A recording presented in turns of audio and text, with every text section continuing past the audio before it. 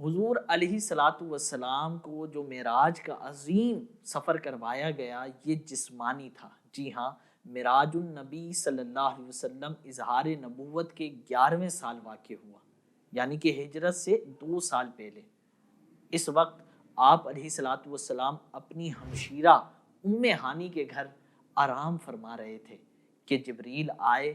27ویں رجب کی تاریخ تھی اور یہاں سے سفر معراج شروع ہوا۔ پہلے حضور مسجد الحرام تشریف لے گئے، پھر حضور علیہ الصلاۃ والسلام بیت المقدس پہنچے۔ یہ شب کا تھوڑا سا حصے کے اندر سفر ہو رہا ہے، اور یہ سفر نص قرآنی آیت قرآنی سے ثابت ہے۔ اس کا انکار کرنے والا دائرہ اسلام سے نکل جائے گا۔ معراج کی رات آقا علیہ الصلاۃ والسلام آسمانوں کی سیر کرتے ہوئے منازل قرب میں پہنچے۔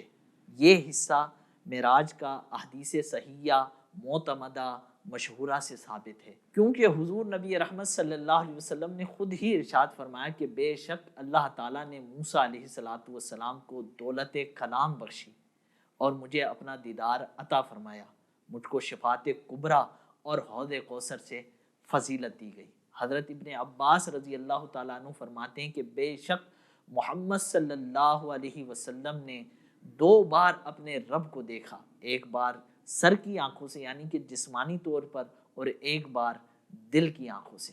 بعض لوگ اعتراض کرتے ہیں اور دلیل کے طور پر سیدہ عائشہ کی حدیث پیش کرتے ہیں کہ معراج جو تھی وہ روحانی تھی، خواب میں معراج ہوئی، حضور جسم کے ساتھ تشریف نہیں لے کے گئے۔ حدیث پیش کرتے ہیں کہ حضرت عائشہ نے ارشاد فرمایا کہ معراج کی رات حضور کا جسم غائب نہیں تھا، بستر سے جدا نہیں دیکھا میں نے۔ تو ہم ان کا جواب کیا دیتے ہیں کہ ام المومنین حضرت عائشہ صدیقہ رضی اللہ تعالی عنہ جس معراج کی بات کر رہی ہیں یہ کوئی اور معراج ہے، کیونکہ حضور علیہ الصلاۃ والسلام کے گھر سیدہ عائشہ کی آمد تب ہوئی نہیں تھی جب سفر معراج ہوا، کیونکہ معراج تو ہجرت کے جو 2 سال پہلے ہوا ہے، اور جب تک سیدہ عائشہ کی رخصتی نہیں ہوئی تھی۔ تو سیدہ عائشہ کسی اور معراج کی بات کر رہی ہیں، کیونکہ حضور علیہ الصلاۃ والسلام کو کئی دفعہ معراج ہوئی ہے خواب کی حالت کے اندر، ٹھیک ہے۔ اور جسمانی معراج یہ قرآن و حدیث سے ثابت ہے، سیدہ اس کا انکار نہیں کر رہی، کیونکہ سیدہ خود ایک حدیث روایت کرتی ہیں کہ حضور علیہ الصلاۃ والسلام نے معراج کی رات حضرت جبریل کو ان کی اصلی حالت پر دیکھا۔ معراج حضور علیہ الصلاۃ والسلام کو جسم کے ساتھ ہوا، اس کی ایک اور دلیل قرآن مجید میں ہی سفر معراج کو بیان کرتے ہوئے اللہ عز و جل نے فرمایا اسرا بعبدہ۔ اگر خواب میں ہوتا نا معراج تو بعبدہ ہی نہیں فرماتے، کیونکہ عبد جب بھی بولا جائے گا تو اس کا مطلب ہوتا ہے روح اور جسم کے ساتھ کوئی چیز ہوتی ہے تو اسے عبد کہا جاتا ہے۔ تیسری دلیل یہ ہے کہ اللہ عز و جل نے قرآن مجید میں ہی ارشاد فرمایا وَمَا جَعَلْنَا الرُّؤْيَا الَّتِي أَرَيْنَاكَ إِلَّا فِتْنَةً لِلنَّاسِ۔ ہم نے جو آپ کو مشاہدہ کروایا اس کو لوگوں کے لیے آزمائش بنا دیا ہے۔ بھائی اگر خواب میں ہی معراج ہونا تھا تو پھر لوگوں کے لیے آزمائش نہ ہوتا، کیونکہ ہر کوئی بات کر سکتا ہے میں خواب کے اندر بیت المقدس چلا گیا، وہاں سے آسمانوں پر چلا گیا، تو اس میں غیر مسلموں کو بھی اعتراض نہیں ہوتا، مشرکین کو بھی اعتراض نہیں ہوتا۔ ان کو اعتراض اسی لیے تھا کہ حضور فرما رہے تھے کہ میں جسم کے ساتھ گیا ہوں۔ پھر چوتھی دلیل بھی قرآن سے ہی دے دیتے ہیں ہم۔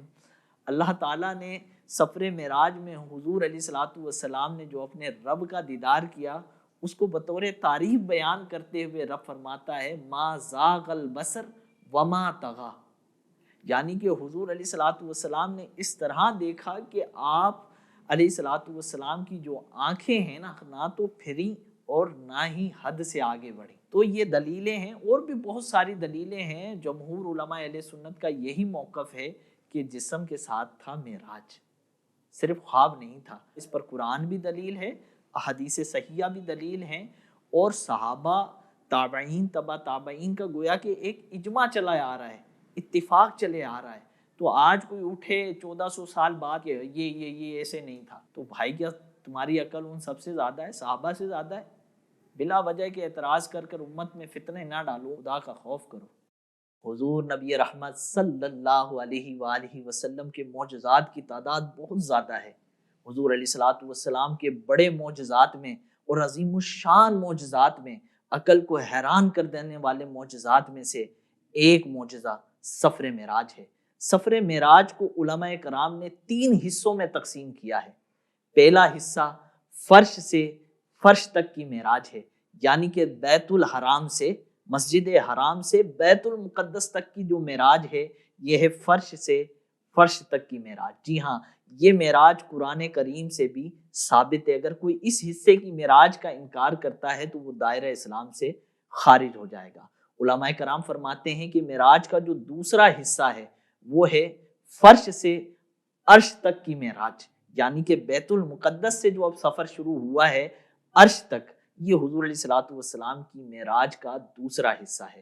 علماء کرام فرماتے ہیں تیسرا حصہ معراج کا وہ ہے جب حضور علیہ الصلوۃ والسلام نے عرش سے آگے بڑھنا شروع کیا اور وہاں پہنچے جہاں لا مکان تھا، کوئی مکان نہیں تھا، جہتیں نہیں تھی۔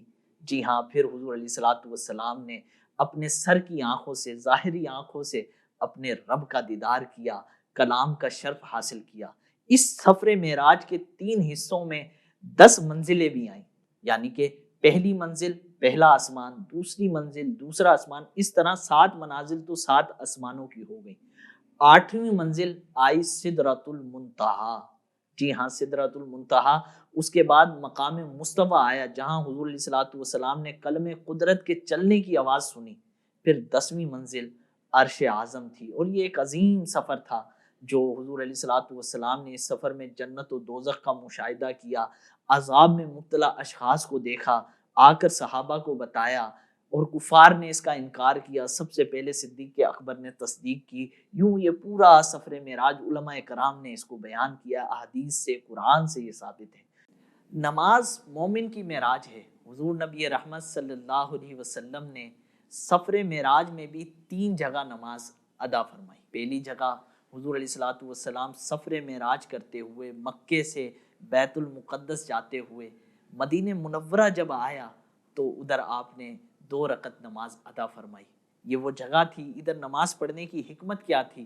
کیونکہ اس جگہ کی نشاندہی تھی کہ حضور نبی رحمت صلی اللہ علیہ وسلم نے یہاں ہجرت فرمانی ہے۔ دوسرا مقام آیا طور پہاڑ، جہاں اللہ عز و جل نے حضرت موسیٰ علیہ السلام سے کلام فرمایا تھا، اور آگے جا کر حضور نے ہی اللہ سے ہم کلام ہونا تھا۔ موسیٰ کو طور پر بلایا گیا تھا کہ آپ آ جائیے، اور یہاں جبریل کو بھیجا ہے کہ مصطفیٰ کو لایا جائے، پروٹوکول کے ساتھ لایا جائے۔ تیسرا مقام آیا بیت اللحم کا، کہ یہ حضرت عیسیٰ علیہ السلام کی جائے ولادت تھی، یعنی کہ یہاں حضرت عیسیٰ علیہ السلام پیدا ہوئے تھے، تو حضور علیہ السلام نے یہاں بھی نماز ادا فرمائی۔ ان 3 جگہوں پر نماز ادا فرمائی، حضرت عیسیٰ کی ولادت گاہ ہو، حضرت موسیٰ علیہ السلام جہاں ہم کلام ہوں۔ تو اس سے یہ اشارہ بھی ملتا ہے کہ جہاں نیک بندوں سے نسبت ہو جائے جن جگہوں کی، وہ جگہیں بابرکت ہو جاتی ہیں، وہاں جا کر نمازیں پڑھنی چاہیے۔ جی ہاں، حضرت عبداللہ ابن عمر کا یہ عمل کتابوں میں موجود ہے کہ جہاں جہاں حضور علیہ الصلوۃ والسلام نماز پڑھی ہے، حضور علیہ الصلوۃ والسلام نے ان جگہوں کو آپ تلاش کرتے اور وہاں نماز پڑھتے۔ جی ہاں، یہ حدیث بخاری میں بھی آپ کو مل جائے گی۔ سفر معراج پر حضور نبی رحمت صلی اللہ علیہ وسلم نے 5 قسم کی سواریوں پر سفر فرمایا۔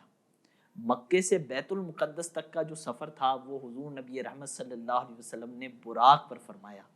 حضور علیہ الصلوۃ والسلام فرماتے ہیں کہ میرے پاس براق لایا گیا، وہ سفید دراز جانور تھا، گدھے سے اونچا تھا، کھچر سے تھوڑا سا کم تھا، اپنی ٹانگیں حد نگاہ پر رکھتا تھا، یعنی کہ ایک قدم رکھنے کے بعد دوسرا قدم وہاں رکھتا تھا جہاں اس کے نگاہ کی حد تھی۔ اور براق کے بارے میں مزید یہ بھی علماء کرام نے لکھا ہے، براق کو براق کیوں کہا جاتا ہے؟